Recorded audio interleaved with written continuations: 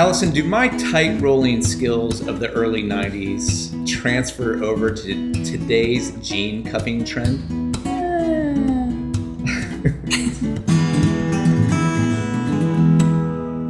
All right, hey guys, welcome back to Cladwell Style Tips for the Everyday Guy. I'm Eric. And I'm Alison. I'm Chris.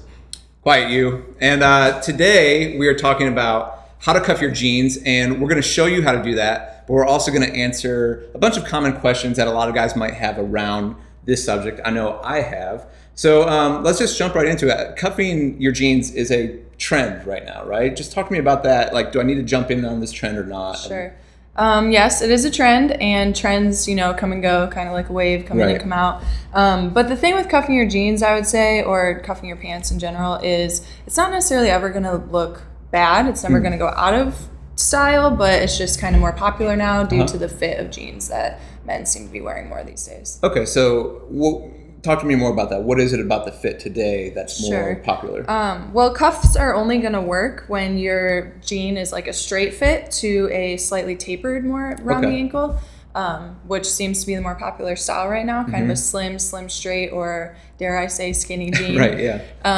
But yeah, so with those styles, the cuff works. Okay, so this was helpful to me when we were talking about this. The goal is kind of that sleek look. That's kind of the biggest thing around the cuff. So if you're wearing a jean, tell me like what jeans can I wear this, or what jeans should I not wear it with? Right. Again, like the straight, slim straight, maybe even a skinny jean. If you go for boot cut or more regular cut, you face the it could flop over, the terrible flop. You can't ever cuff anything that it's not going to just nicely fit up right next to the rest of the pant, because it'll fall over. It just looks sloppy. That's good. So where's my target for it to actually end, and how maybe far up the leg should it go? Sure. The safe bet is to always hit right at the top of your shoe. It's always going to be a clean cut cuff, and you it's just like one straight line. So you have a straight line for the jean, and then you see your shoe.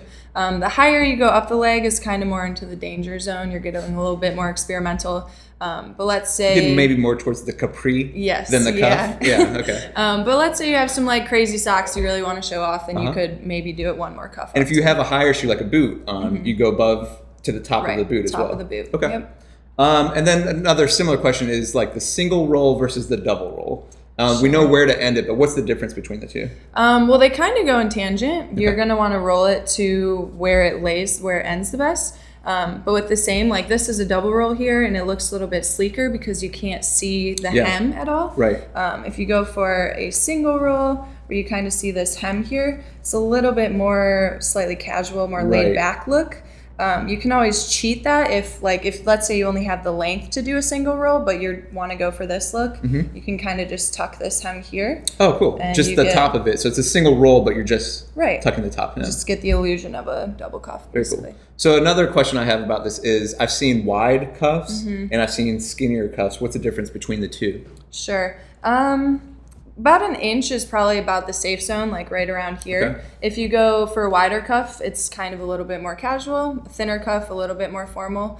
And along with that, you want to play up what's going to look best on you and your body type. So if you are a shorter guy and you have shorter legs, stick with a smaller cuff. A wider cuff's just going to make you look even shorter. And if you're a taller guy, then you can pull off a little bit of that wider cuff. That's really helpful. So, and just along those lines, if I want to participate and I'm going to cuff my jeans a lot, is that going to impact how I buy jeans and the length of the jeans I'm actually going to buy?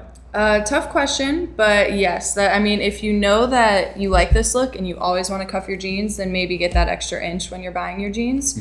But to go along with that, the most important thing is that you have a good fit of jeans. So you always want to buy the size that is going to fit the rest of you well. Right. But along with that, you want to make sure, if you want to have the option of when your jean is uncuffed and it's still looking nice, you don't want to buy something that's extra long so you get a lot of bunch down here and that just looks sloppy. That was the early 90s. That was the tight roll. It was a great time. Okay, so just to recap, hope this was helpful for you guys, but cuffing, it's an optional thing, it's a trend, but do what's authentic to you, what you like to do. Don't feel pressured. Just with any style or any trend, if you're feeling pressured into it, it's just not a good thing. Right. Go for a sleek look. You want it to end at the top of the shoe, and the width more if it's going to be wider, it's going to be a little more casual. Narrow is a little more formal. So give it a try. Guys, we hope this was helpful. I want to say thanks to Alison for joining us today. I want to say thank you to our leg model for joining us today. Hey, anytime. And you guys be sure to go check out Cladwell.com. Our mission is to help you guys look great and feel awesome. And we just want to thank you guys so much for watching. We'll see you next time.